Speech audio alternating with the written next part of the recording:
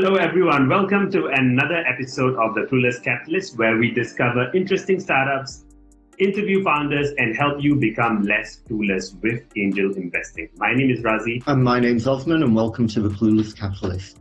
So in this episode, we have Tim Davies. He's the co-founder and chief operating officer of Waitrr.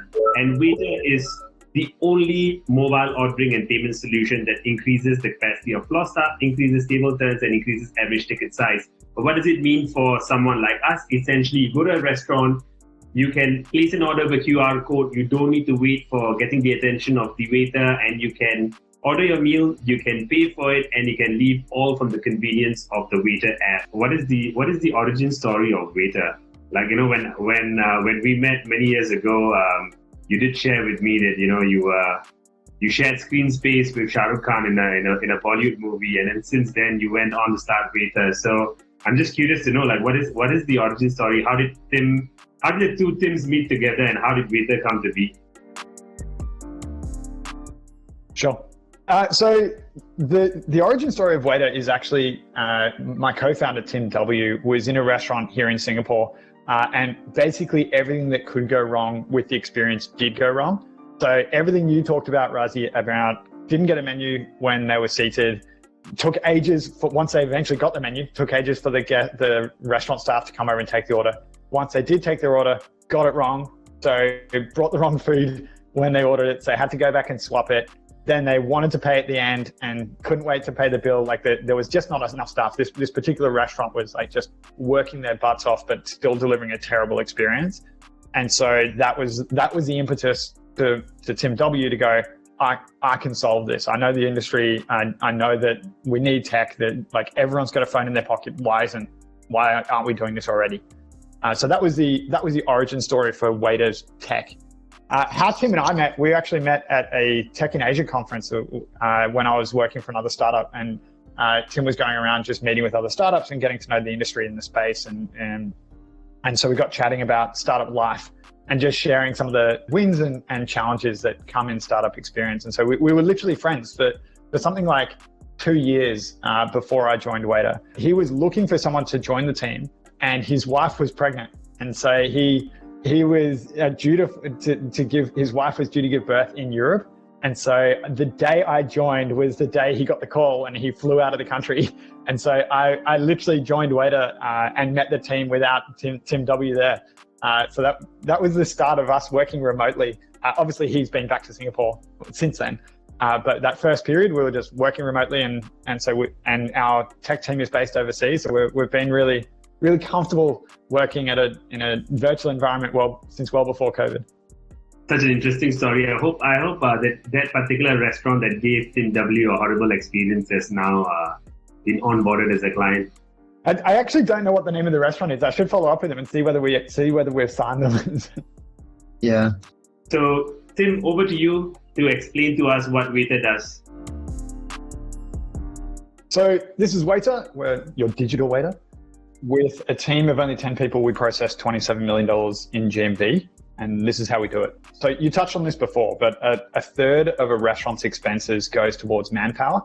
And so that's the cost of recruiting and retaining and training wait staff, which is a massive headache. And it's just getting worse with the inflation in cost of raw materials for restaurants.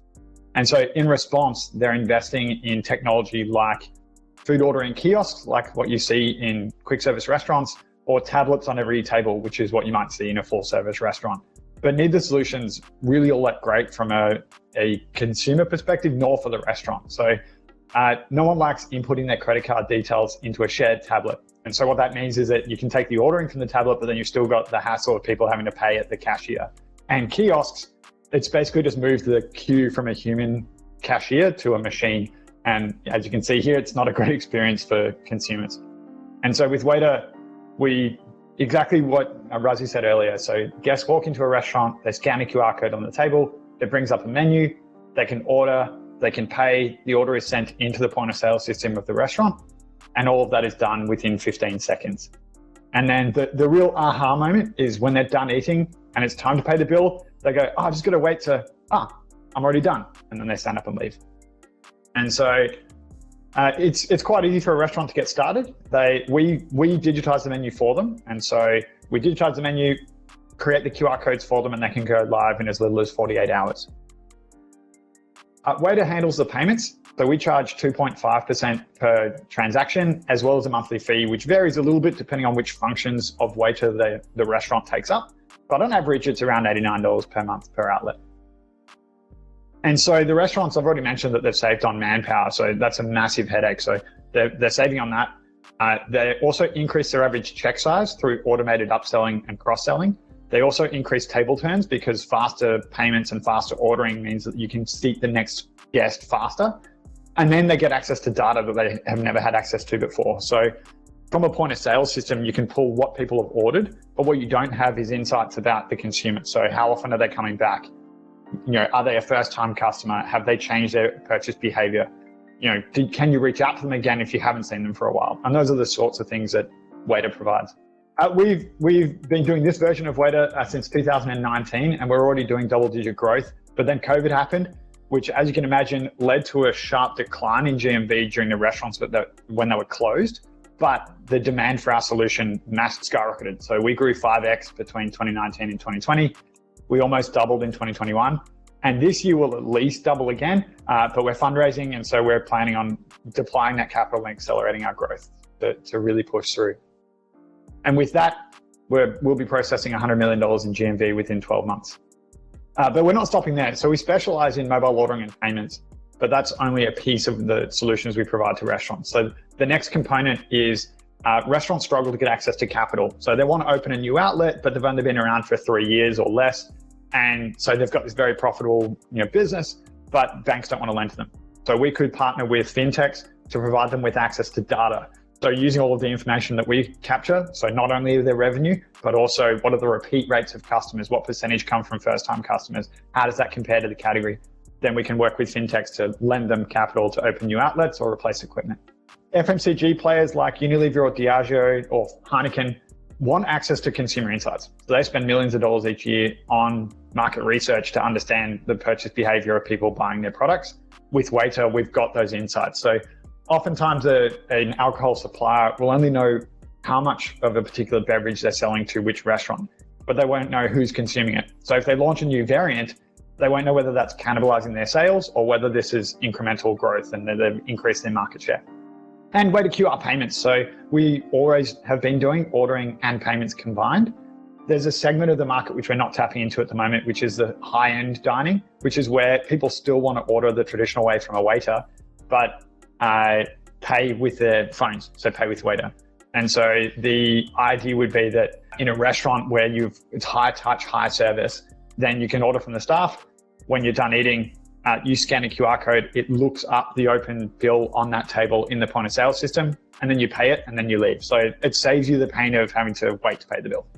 We play in the on-premise dining space, which is 4 to 5 times bigger than the delivery space. And you know how well funded that is. So the opportunity is huge.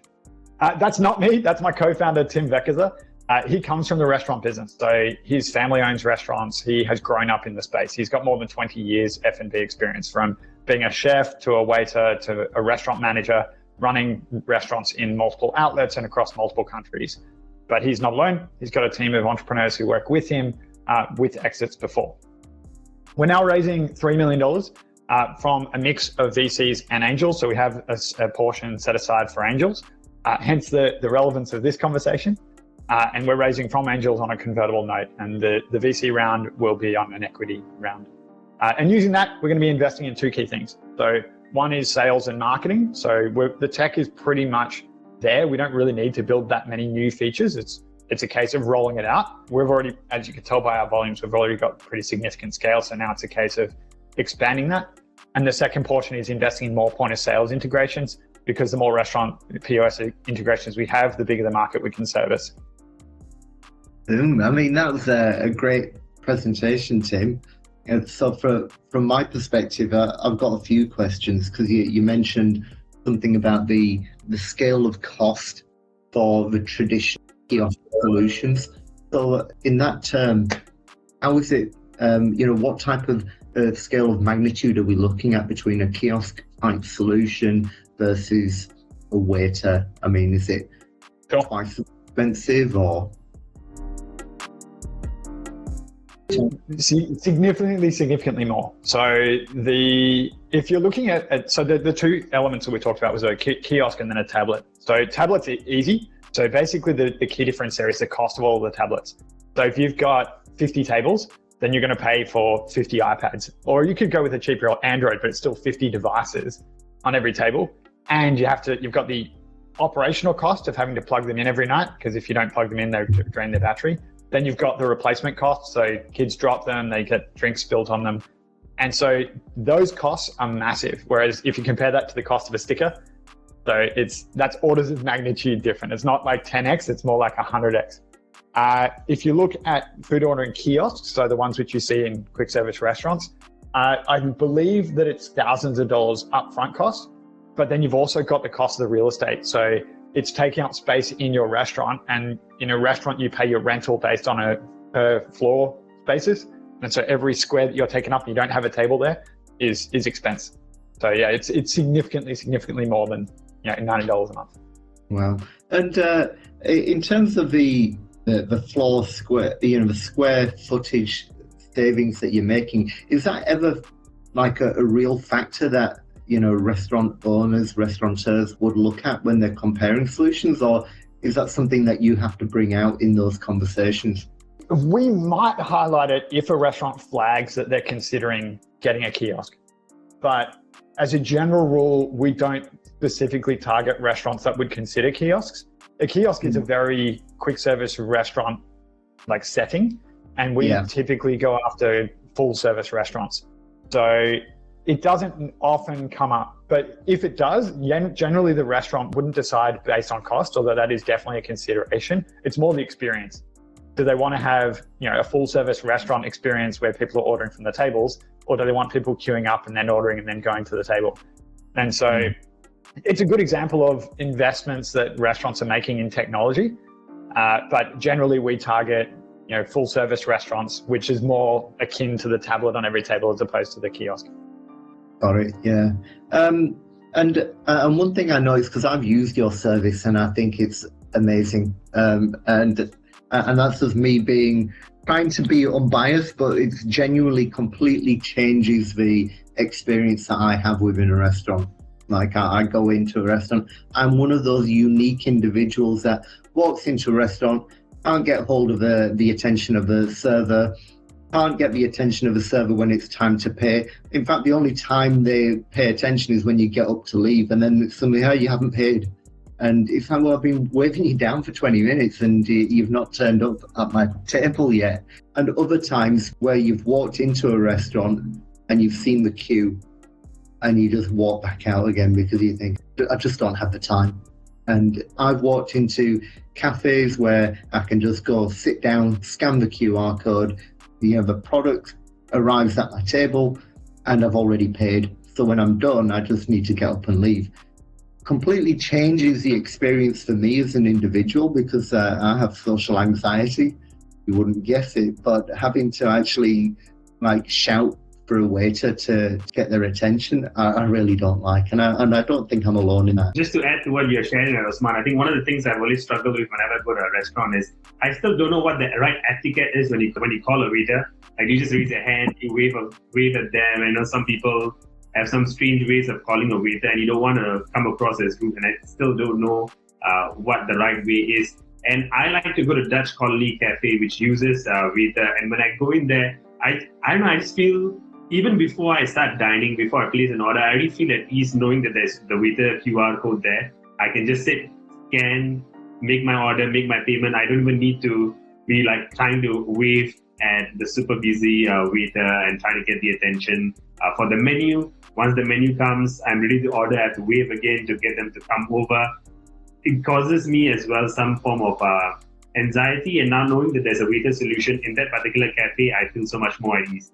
I'm already at ease even before I begin. So then my question then is, knowing the experience for the user and what you've shared for the restaurant owners, what kind of pushback do you get from restaurants? Because to me, it seems almost like a no-brainer solution, especially now where with COVID, people have this apprehension about touching surfaces that have been touched by others. I think that's why in Singapore, we're going increasingly cashless, and even for menus, people don't want to be holding on the menus that were touched by another person. So I feel that this is quite an obvious solution for a restaurant owner. So what kind of hesitance or what kind of pushback have you seen, Tim?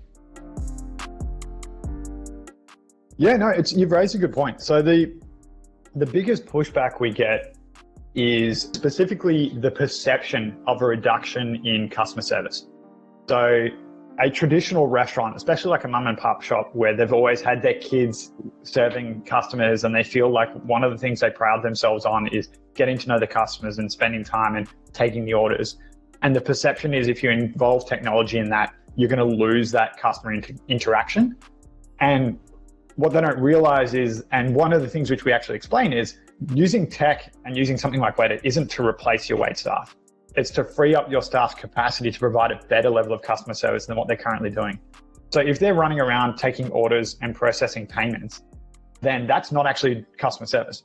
That's taking orders and processing payments. And they might make mistakes. They might accidentally get the wrong order, or they might miss guests who've been trying to get their attention for some time, or they're frantically running around processing bills when they should have been working with the customers. And so if you can give the transactional elements, which is the order taking, the payment processing, to technology, then you can free up that staff to get to know the guests. You can recommend the specials. You can answer their questions about the menu. You can check whether they've got sufficient drinks and is their water topped up? Do they need a baby chair? Is the air conditioner dripping near them and you've just never had time to deal with that? And so it's all of those things which can build a much more pleasant experience than if you've got staff frantically running around just doing the transactional elements. So one is the preference or the perception that you're going to reduce your customer service. That's one complaint. The next tricky one to overcome would be if there's a point of sale system that they're using that's an archaic land-based solution which doesn't have integrations. That's a tricky one. It's not one which we overcome easily. The way we deal with that is that we can provide tablets and printers. And so what would happen is that the orders can either print directly in the kitchen. So we'll provide a bar and a kitchen printer. And so then the chef who's in the kitchen will be preparing from the point of sales printer or the Waitrr printer. So that's one solution. Or another solution would be to provide the ordering and like the exact same thing out near a cashier, and it becomes part of someone's job to manually key those orders in. And then what happens is that that's still at least 10% more efficient than having the staff go to every single table, take all the orders, take all the payments, because it's all centralized and the guest is already paid. I think those are probably the two biggest complaints we get. The other one, actually, which we've now solved, is prior to 2 weeks ago, guests had to pay before their order could be sent to the kitchen. So the way that Waitrr was originally designed was that guests would order, they would pay. When the payment was confirmed, only then we would send the order to the kitchen. We've now got a solution called a tab function where guests can order, place a hold on their card. They can order multiple times and the orders are sent to the kitchen and they only pay the bill when they're done eating. And so that's one of the things which is unique to Waitrr. And we're super proud of it because it's a better correlation to the offline experience than what we previously had. So we were getting huge amounts of demand for our service, even with prepayment, but we think this is just going to accelerate us further. That's great. I mean, so a question about the technology. We talked about scanning the QR code and an app, but I noticed that you're using a web app as your primary tool. Just talk me through why you've decided to do that. Sure. So web app versus native app, those are sort of the two terms in case people aren't familiar with it. So a native app is where you download an app from the App Store and then it'll be on your device and always there. And then a web app it has an app-like experience, but from within your browser. We actually had a native app for many years before we launched the web app. And it's really good for takeaway because it means that you've already got it on your phone. You can open up when you're getting ready for your lunch. You order from whichever you choose your restaurant. You've already logged in. Your credit card details are already saved. You order and then you choose your collection time. You grab your food and go. However, we wanted to play in the dining space. We knew that takeaway would ultimately become a battleground for the delivery players because they already had, people coming in to collect food and they already had menus and they just needed to enable guests to collect their food instead of riders. And so dine-in is where we always wanted to play. And in the dine-in space, if you have to force someone to download a native app before they can send an order to your kitchen, it's a huge barrier to adoption. And so we made some significant investment in the web app, and it's massively paid off. One thing that's interesting is when you're designing a web app, you still have to be careful around how you capture the minimum amount of data to be able to send your order. So the goal is to get the order into the kitchen with as few taps as possible, but remembering enough information about the consumer so they don't have to repeat it the next time. So an example would be Waitrr saves the guest credit card details. Obviously, there's Apple Pay and Google Pay these days, so guests don't have to key in those credit card details. But if they do, you don't want them to have to key it in every single time they order. And so with Waitrr, they keyed in that first time, the system tags it to their unique customer ID. So if they come back again, that's already saved, and then the next order is even more efficient. Right, that's great. I mean, and the reason why I ask is because working at Blue Jeans, we've actually switched to mobile WebRTC as well. So it really streamlines the whole experience from being able to request somebody to download an app to get into your meeting. You can just click on the link and you're in through the browser experience, and that for me makes sense. So the way you switched over to the web app really for me made sense as well, and tying it in with the Apple Pay in my example, it really makes sense because I don't need to enter in the credit card details at all. I just double click and I'm done, which is great. Just onto the question about how this web app gets customized, how long it takes to get something done for a particular restaurant and to onboard them. How long does that take? Is it months to get them onboarded, or? It depends on the level of customization. So we've got our standard look and feel, and then we've got a black version of that. Both of those are instant. So we could go live in 48 hours. If you're looking for a completely custom solution where you want to change the UX or the UI, or you want to add some extra features, it depends a little bit on capacity. So if we had a huge number of restaurants all asking for it at the same time, it might increase our lead time. But typically we can do it in 8 weeks, which in comparison to one of our largest competitors, it takes them 10 months. So I think it's the reason behind that is that we specialize completely in mobile ordering and payments. So some of the other players in the market do a combination of factors. So they'll do kiosks, they'll do tablets, and they'll do mobile ordering. Whereas we just do mobile ordering plus some marketing components to that. But it means that when we're looking at the UI UX, we only need to optimize for mobile because that's what we do. Okay. And I noticed that your payment model is 2.5% of the commission payment and then $89 per outlet. Does any of that pose a barrier to sale for you guys? Let's say you've got 20 outlets in a country. Does that suddenly become an issue for restaurateurs if they're to you? Yeah, the $89 is pure margin for us, and so that is something which we can negotiate. So if there's a restaurant is going to have lots and lots of outlets, obviously we'll offer them a discount on that. Same story if they're pushing huge volumes, then we've got some room to move on the monthly fee, and then a little bit of room to move on the transaction fee. And so, we have a pricing so that it's very clear and it's easy for restaurants to say yes, but also we're flexible if it comes to big volume restaurants that we know will, there's going to be a really big uptake and we know we can add value, then we're flexible. Okay. And in terms of the analytics that come from that, what were people doing before Waitrr came along? I mean, was it literally just paper-based, trying to work out who's ordered what and what you've run out of at the end of the day? That element, so what you've ordered and what you've run out of, that's been managed by the point of sale systems pretty well, except for those restaurants that literally use scratch pads. So, like hawker centers obviously don't have sophisticated QR ordering, and so that's just not what they operate in. The high volume restaurants that we work with, they would have to have a point of sale system. So we let them handle that element of the business. So we don't look to be a replacement for the point of sale system. We specifically aim to be POS agnostic, so we can work with any POS, and the restaurant doesn't need to change POSs in order to work with us. The insights that they get from us is either they didn't have it before, and so they might occasionally do surveys of their guests, or they'll eyeball it. And so oftentimes you'll hear restaurants saying, I know who my regulars are. And that's because the staff see the regulars come in every day.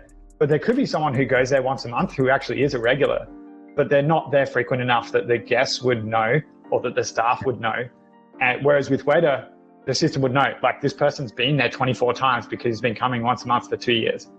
And so that's the kind of insights they can pull out of Waitrr that they wouldn't have had before. The other one would be customer feedback. So our system automatically sends a message to the guest saying, based on your most recent experience at, to use Raz's example, Dutch Colony Coffee, would you recommend that outlet to your friends and family? If they give whatever response they get, that can be shared internally to Dutch Colony.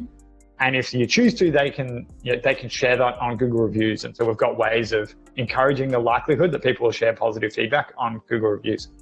That's really, really interesting, because I was just looking at Data Reportal yesterday, and they were saying that in Singapore, one of the second source of new brand discovery is actually word of mouth. And that's where online reviews are super important. I'm just curious to know, like, in terms of the number of restaurants, right? How many restaurants are there using Waitrr currently?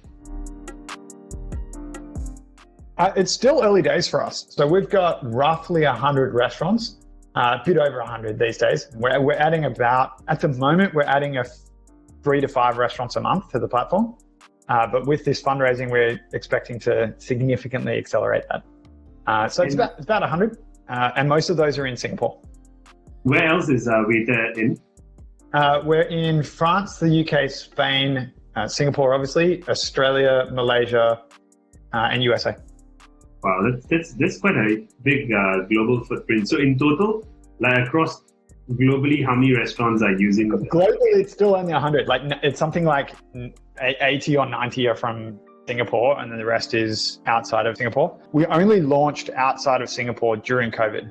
So we saw that as an opportunity where we were getting inbound requests from restaurants overseas.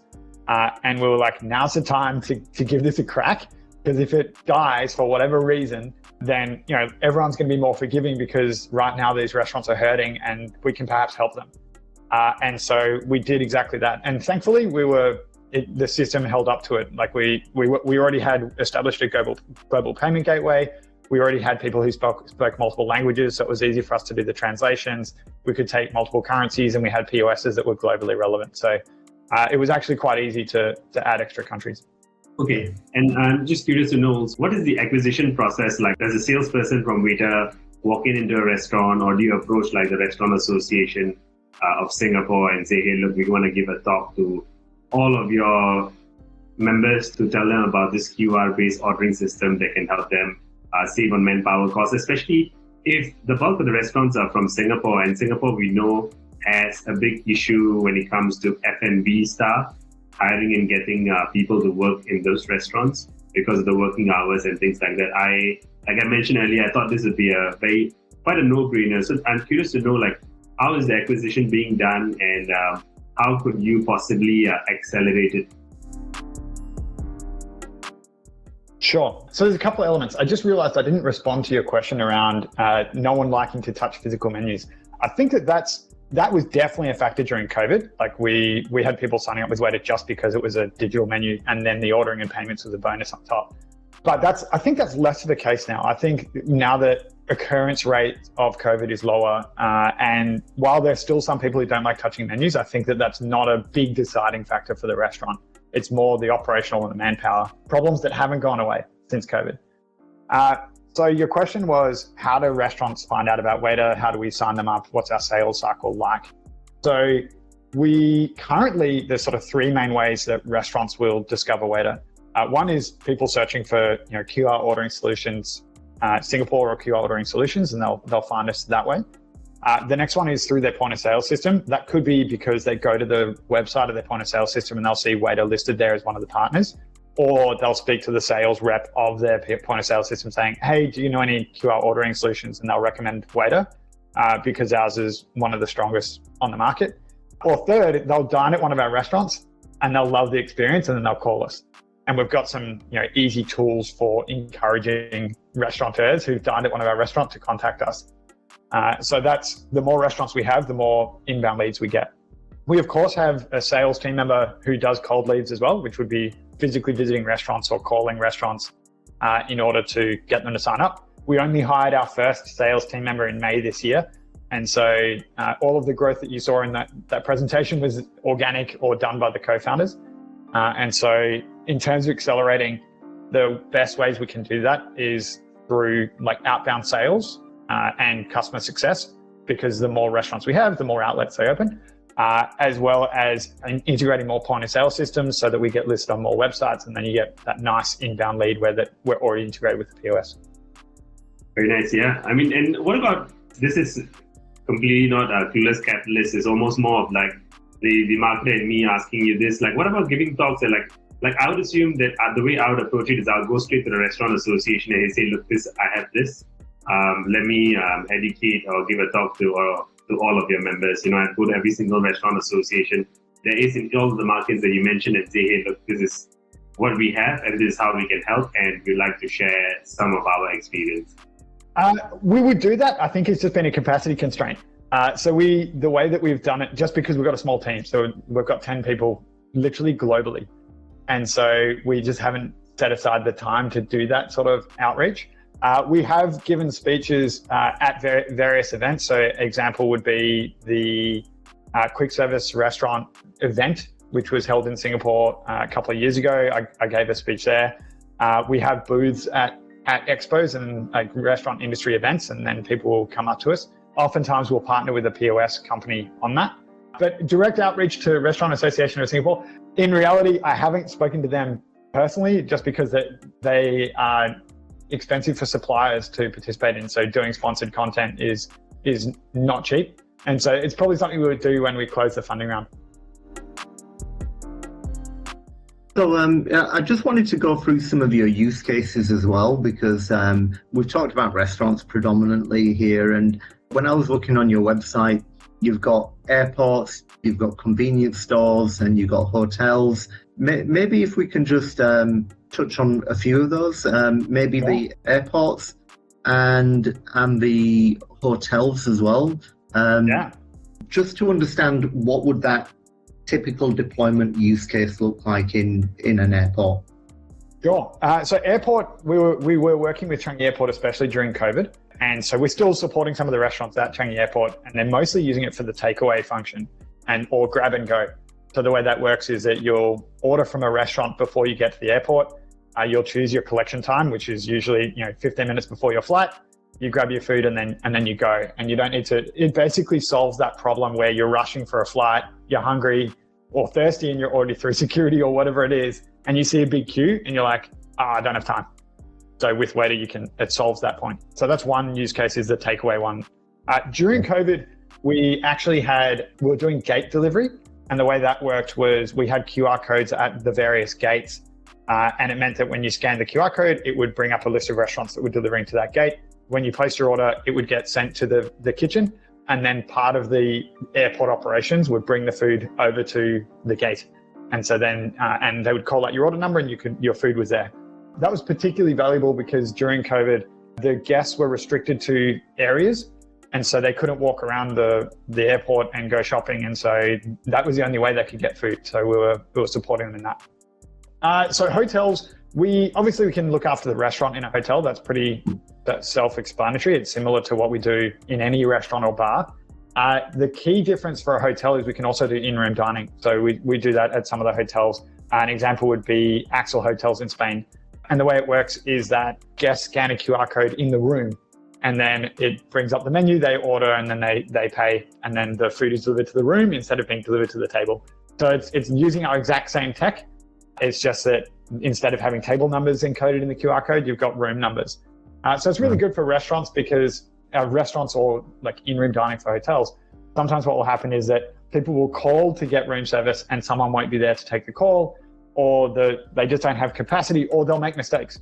So they'll call and say, hey, can I get the chicken burger? And they'll hear it as the beef burger, or they'll just hear burger, and they'll deliver the food to the room, and then it's not what they ordered, and then they have to send it back. It's a horrible experience. Whereas ordering with a digital device, you scan the QR code, there's no way it can get delivered to the wrong room.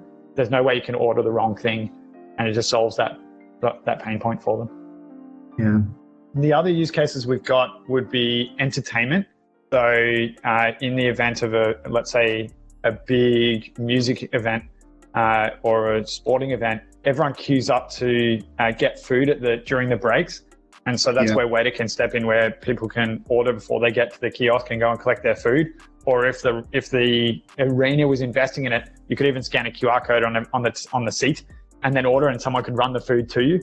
So instead of having those guys going down the aisles. So we see that as a potential space in the future. Obviously, we haven't tapped fully into the hotel space. I think more and more hotels signing up with QR ordering would be a good one.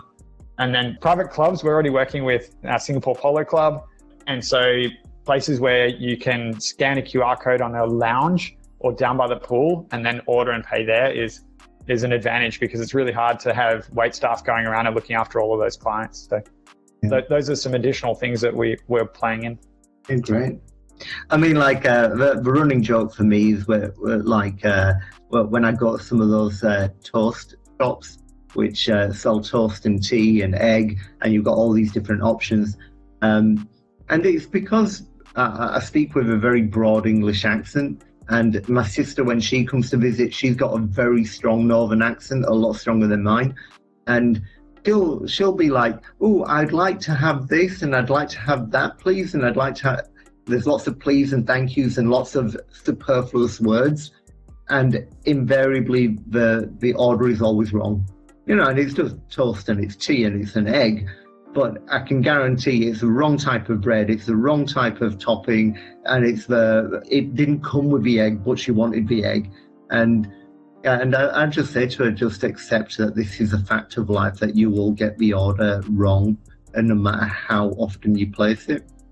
And this happens on something as simple as just ordering a set menu. You know, like I'd have set. For me, I'll just go in and say set A, whether I want it or not. I just hope that it can't go wrong. But it shouldn't have to be like that. It really shouldn't be. I mean, you should be able to place the order, but it's because there are language barriers as well. And my English accent and my sisters in particular definitely don't carry well abroad. And it becomes a real problem. So scanning a QR code and being able to order online takes that whole anxiety out of this whole equation for me anyway. But yeah, running joke here when she goes, because she loves those shops, she loves going to them, and but she'll always she'll receive it and she'll be like, "What? That's not what I wanted," and it's like, just shut up and eat it. Yeah.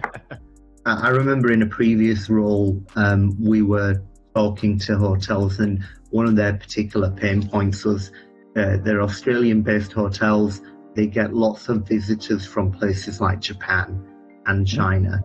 And what they noticed was when they were able to customize their menu for the language preference of the individual that had checked in, then they saw that in-room dining just went through the roof, because people were more comfortable knowing what they're ordering rather than leafing through an English menu. They were playing around with tools that would look at, you know, what language preference that individual had, and then they could dynamically update the menu as well. So if they had specials on red wine or on white wine or something like that, they could push those through to the in-room dining experience as well. So I was curious to see that the technology is still being used in that way. I'm not sure how you're able to modify the menus dynamically, if that's possible. It is possible. There's a couple of ways you can do it. So one is you use an automated translating tool, so something similar to Google Translate, and then you can choose from a range of different languages, and then you choose it and it will automatically update. We haven't done that for a couple of reasons. The upside from the investment in the tech isn't massive, so it's not going to lead to a huge number of restaurants or hotels signing up, because you can offer it in a range of languages. And there's a risk that it mistranslates. And so you don't want to have people ordering something that just sounds completely strange to them, when like we've all been and seen those menus where you're ordering something phallic and you're like, I'm not sure that was translated correctly. So that's one way of doing it. And we know competitors have done that. It's just not something that we have looked at. The way we manage multiple languages is that we have multiple translations in our back end.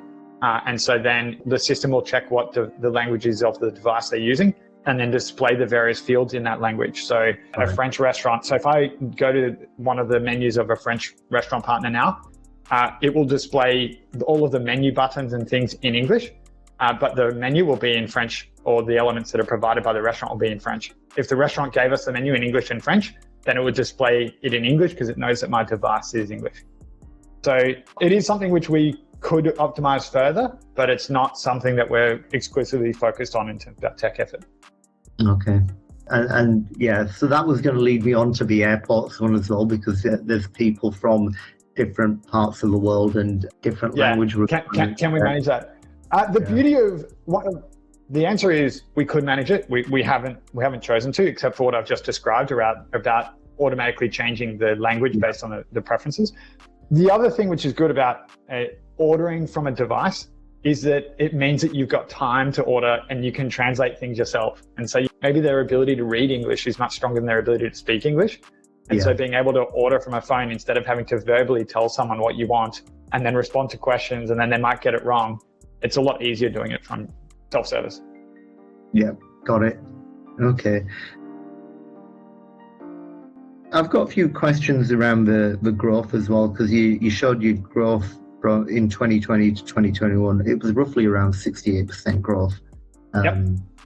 So you've shown that there's about 68% growth between 2020 to 2021, and then from 2021 to 2022 there's a big jump. That's aggressive. Yeah. That one is working on the assumption that we close our funding round very quickly and then deploy the capital straight away. I actually think that's probably a bit optimistic. We guaranteed we'll hit at least 24 million US because we're already processing more than 2 million a month at the moment. And that's not even factoring in seasonality. So Christmas is always massive.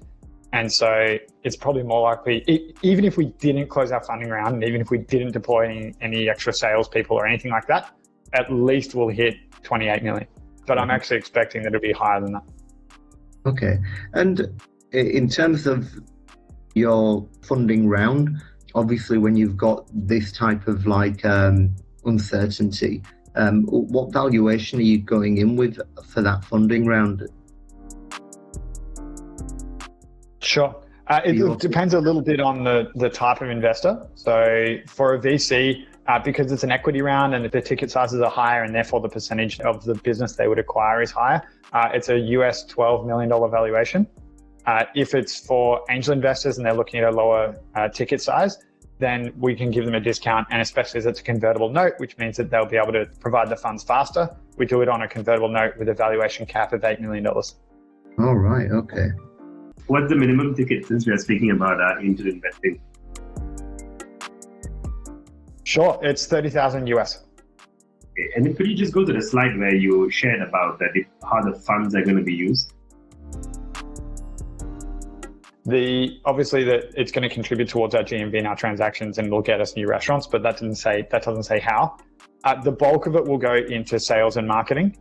So literally employing more salespeople, as well as perhaps one marketing person, and customer success. So customer success meaning improving the percentages of our current restaurant partners and making sure that they're working well so that when they open a new outlet, they think of us as well. And then the extra component, the remaining, it's roughly a third, will go towards tech, which is specifically point of sales integrations.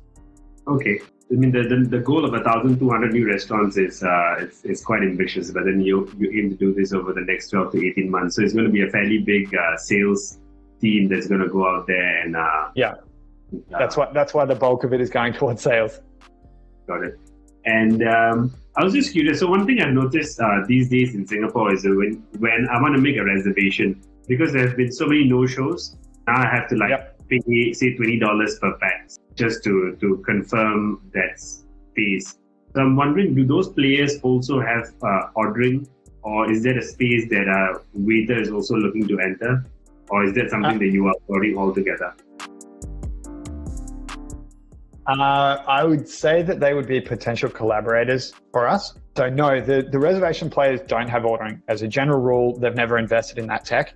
So they don't have the menus, they don't have, they might have PDF versions of the menu perhaps, but generally they don't have ordering, they don't take payments, they don't integrate with point of sale systems. So it's not a space that they play in historically. They could partner with us. So we're both working on dine-in restaurants. And so we could do a collaboration where whenever we speak to a restaurant and they say, hey, we're looking for a reservations player, and we could recommend someone, and the same story, they could recommend us, or we could, integrate in some way. So the short answer is right now we're partners and not competitors. Right. And in terms of the risk, right? I mean, like, to me, it seems to me, as someone who's used Waitrr, it seems to me, like I shared earlier, it seems to me like a no-brainer solution for restaurants and also for consumers. So then I wonder, what are the potential risks, or what could limit the vision of 100 million GMV from being realized? I think we often get this question around what are our moats? So what's stopping a competitor or a major competitor coming in and sweeping them up or stealing our restaurant share? So there's a few elements to that. One is the quality of our product. We actually had a competitor launch a couple of years back, and then literally were targeting our restaurant partners and tried to get them to sign up, but then they were unsuccessful in switching them over just because the service that we've been providing, the quality of the solution was so good. And then that startup ended up running out of cash and dying around the time of COVID. So that's one, is I think the risk of them poaching it, they would have to have a very high quality solution in order to poach our restaurant partners, especially as we've got point of sales integration. So one of our moats is the point of sales integration themselves. They're difficult to do. Once you've done them, the quality and the solution you're offering to the restaurants is so high, it makes it difficult to switch. So that's one. The next one is the volume game. So the more volume we process, the cheaper our rates are that we can offer. And so if someone tries to come in and offer a better payments price, they'd have to already be offering a massive volume in order to compete with us on price. And then the next one is consumer insight. So the more a restaurant uses us and the more of our solutions they adopt, then the more they're getting value out of Waitrr. And so if they were then to switch to a competitor, they'd be giving up access to a whole bunch of insights that they've been historically getting from Waitrr. Those are the barriers in terms of moats and what stops competitors. In terms of what are the things that could get in the way of us reaching that scale, it's execution risk, which would be, are we capable of hiring the right team? Are we capable of deploying our solution in those outlets? I've got 100% faith in our tech and the ability to scale, just what I've already demonstrated in the growth we've already experienced. And there's literally without adding any new staff members. So I'm confident on the tech side, and I'm confident in our ability to hire teams. Like my co-founder and I have got experience managing teams. So obviously we're extremely biased, but it is something that we believe that we have the skills to execute on what we're trying to achieve. So I just wanted to comment on this because as an angel investor as well, typically what I'm trying to look for is a pattern and a pattern of success. And the fact that you've got a really experienced team here, I just wanted to draw that out to anybody who's watching. Just in terms of the fact that Tim W is an experienced restaurateur. He understands the problems of the industry intimately. Therefore, he's experienced in that space, understands the problems, understands where the solution will really add value. That for me is really, really important. Just somebody coming along and saying, oh, I think this might be a problem, it is not going to work for me. But when you come across somebody like Tim W, who is so intimately involved in the industry, they know what the problem is, they've experienced it, they know what solutions that can provide and what value it's going to bring.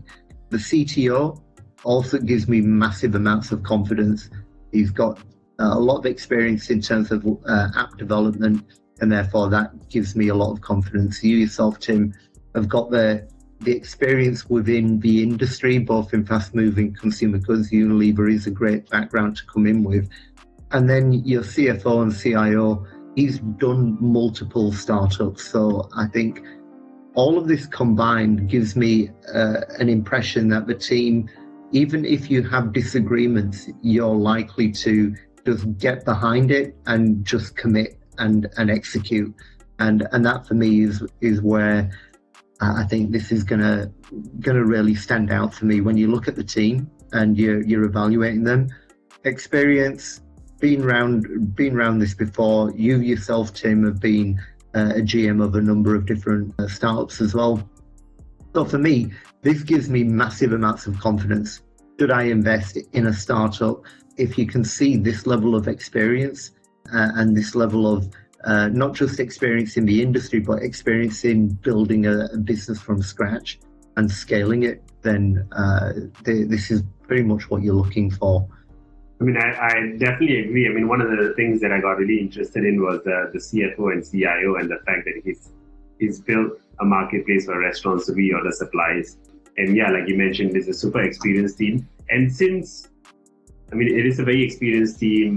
Like I say, I like the idea. I believe in what Tim is building. So then the question is, in terms of the potential, how would an exit look like for an investor at this point of time? And a question that is always asked is like, what is the potential multiple for an exit? Sure. Multiples is very difficult to talk about, especially in the current market. Especially, it depends on the region that you're looking at. So we're headquartered in Singapore, and a lot of our volume comes from Singapore. And so therefore, multiples on GMV are lower here than in USA as a general rule. And with the current market, the multiples have been shrinking of late. But having said that, acquisition is very much on the table. So we know that our space is attractive because we're playing in the payment space and because we're bringing an offline solution to an online solution. There's multiple players who could look at us as interesting for an acquisition. Payments is an obvious one. So anyone who's in the payments game, one of the big things for them is volume. And so they could acquire Waitrr and then basically bring our GMV across. The next one would be the food delivery space. So obviously they play in getting the last mile, getting the food to the guest, whereas we play in on-premise dining. And so that's a nice complement to them. The other one would be the table reservations platform. So you mentioned that they work with dine-in players and you mentioned that they currently don't process the payments, or if they do, it's only for like a reservation fee or maybe some vouchers or maybe like getting a prepayment. Whereas we take the whole order. And so our volumes per customer are significantly higher than the reservations players. And so they could be someone that would be interested in acquiring us. And so if we look at the space, yeah, we have seen literally, there's even some out there ideas. So we're working with a POS company in Spain that recently got acquired by a cash management company, which was driving around literally collecting cash from the security, like ATMs, for example. But as cash declines, and then demand for their service declines. And so they went around buying digital solutions, which still play in the cash space and payment space. And so that would be something which is out of left field. I think the most common one would probably be like a table reservations platform or a payments company, possibly a delivery company. Got it. If there's an angel investor wanting to talk to you specifically, what's the best way for them to reach out to you? So my email address is tim.davies@waitrr.com. So tim.davies@waitrr.com. That's my co-founder's details. So you can also contact him. That would work equally well. Oh yeah, there's another Tim. Either one of us. That's right. Yeah, we often get the two Tims of Waitrr. Yeah, just purely coincidence. So thank you, Tim, for sharing about Waitrr with us. So you've all heard about the work that Waitrr is doing, how it's making life easier for us, the consumers, and also restaurant owners. And you've seen from Tim the growth that he's going to be bringing Waitrr on over the next 12 to 18 months. If you want to experience Waitrr and you are based in Singapore, be sure to go to one of the many restaurant partners that Waitrr already has on board. And if you're looking to angel invest, you have Tim's details as well. And if you enjoyed this particular episode of The Clueless Capitalist, please remember to like, comment, and subscribe. See you on the next episode.